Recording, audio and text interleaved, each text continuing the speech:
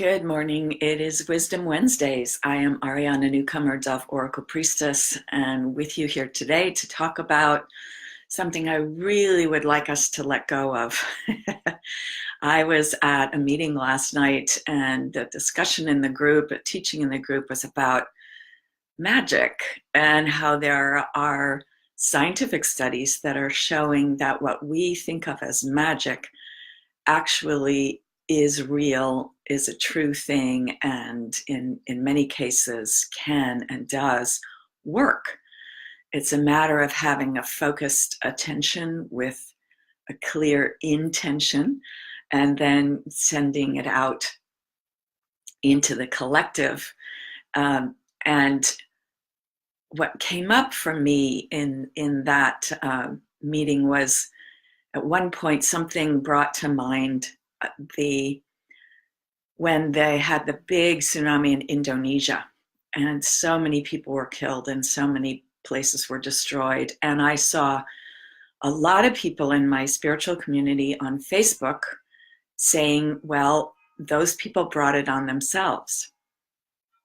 And and this is what I consider to be the dark side of the teachings of The Secret, which has been a very popular book and movie, and there are many teachers who participated in that I really believe in and admire and follow.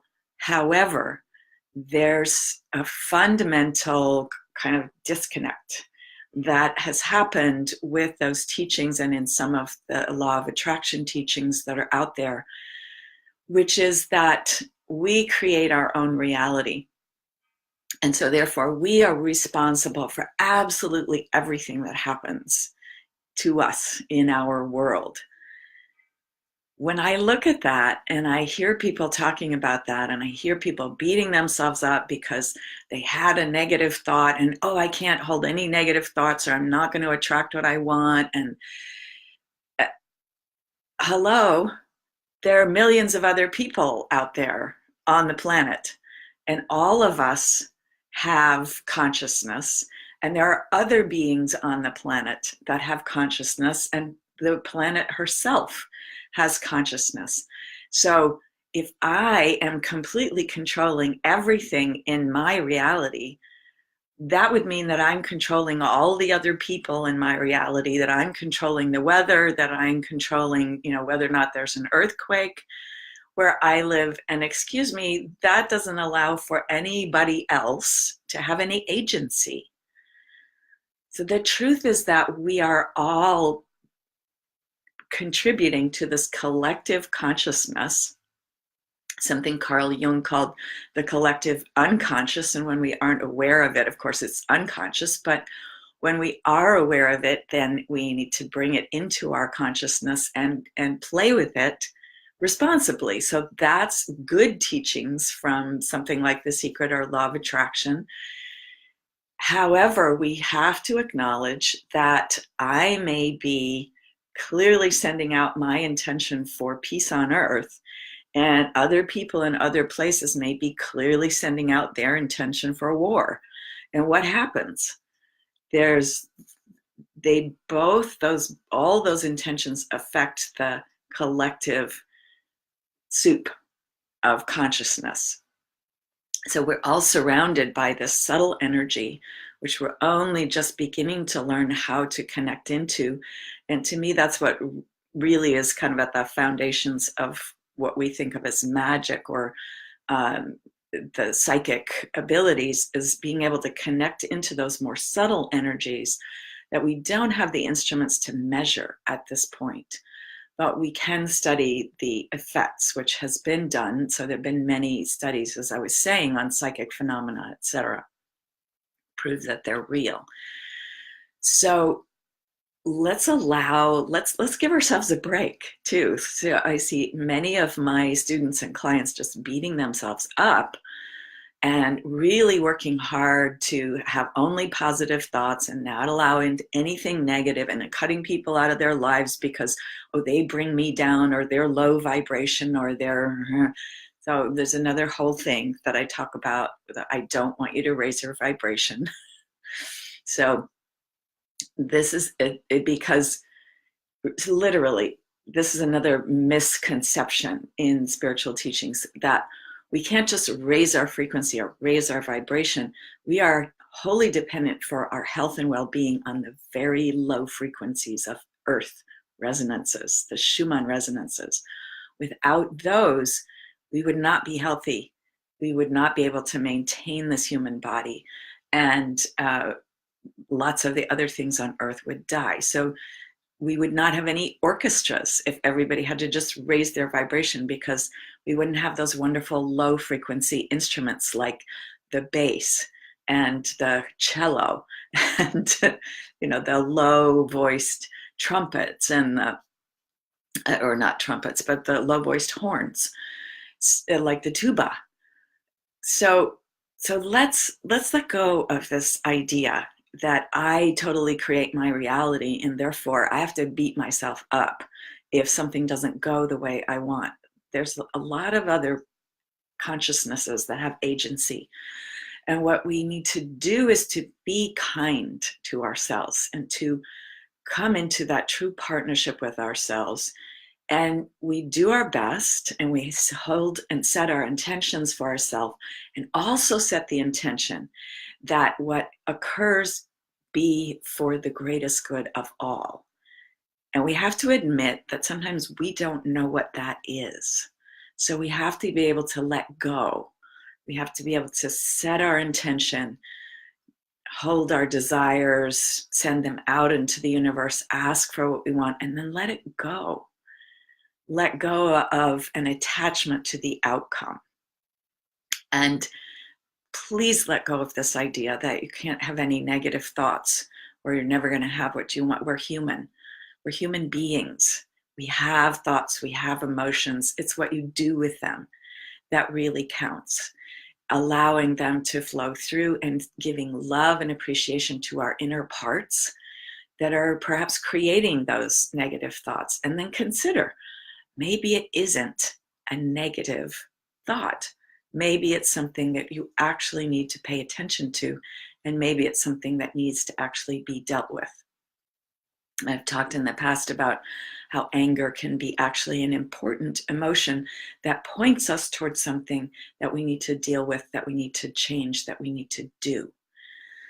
So let's be whole human beings, and let's celebrate all of the consciousnesses around us, and let's join in as part of the whole, and let's hold our intentions for the greatest good of all, and stop beating ourselves up.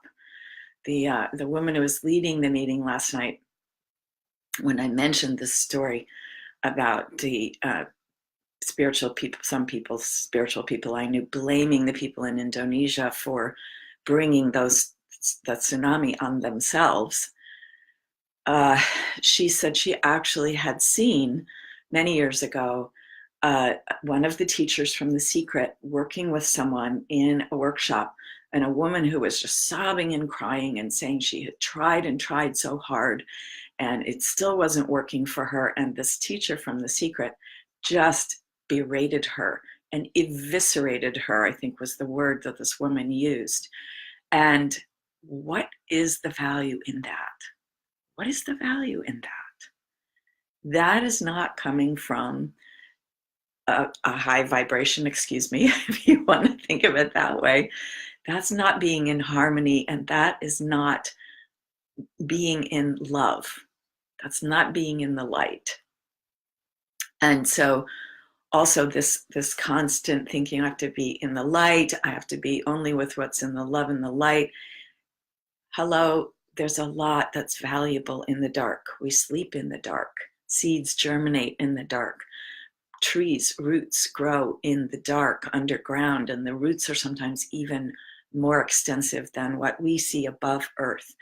And again, those low Schumann resonances, those low frequencies of earth are critical and crucial for our health and well-being. But the shaming and blaming stuff has to stop. We have to stop shaming and blaming ourselves. And I strongly suggest that if you are working with a teacher who uses that shaming and blaming, think about whether it might be appropriate for you to get out of there. I came up as a dancer and a singer in arts community, which has a tradition of using shame and humiliation as a teaching tool. And I fortunately managed to avoid that. I actually quit playing piano at about age 12 because I had a teacher like that. I've always regretted that I didn't just make my parents get me a new teacher instead of quitting the piano. But I had just a couple of dance teachers who were like that. And I can tell you that doesn't work as a motivator for me. Our culture teaches us that that can be a good motivator. I don't believe that. I will never use that as a teacher and mentor. And I strongly recommend, as I said, that if you have any teachers or mentors like that, consider, is what I'm receiving for this person, from this person, worth dealing with this shame and humiliation? So I read an article about the Dance Theater of Harlem. Arthur Mitchell was its founder. It's the first all-Black ballet company. And Arthur Mitchell has passed on, but they're having an anniversary of some kind, 50-year anniversary or something. And many of the dancers they interviewed for this article talked about how Arthur Mitchell would push them and push them and push them and be nasty doing it. And they all said, well, I realized that he was doing that to help us. Well, you can be helped without the shame and blame. You can learn how to push yourself. You can be pushed with love in a way that is actually going to be a lot more healthy ultimately for you as a human being and as someone who may go on to teach others. So let's stop, okay? Let's stop with the shaming and blaming. Let's stop with accepting it from others. Let's stop with accepting it as a cultural way of motivating ourselves and others. Doesn't work well, never worked well for me. It doesn't work well for the students and clients that I work with. And so let's give up on that and allow for the fact that every being on this planet has consciousness and agency, and that we are working into a web when we're working with this law of attraction, when we're working with our spiritual principles, when we're working to bring in what it is that we desire and we want. Hold the intention that what you send out into the greater web is not just your own desire. Continue to ask for what you want, absolutely. And hold the intention that what comes is for the greatest good.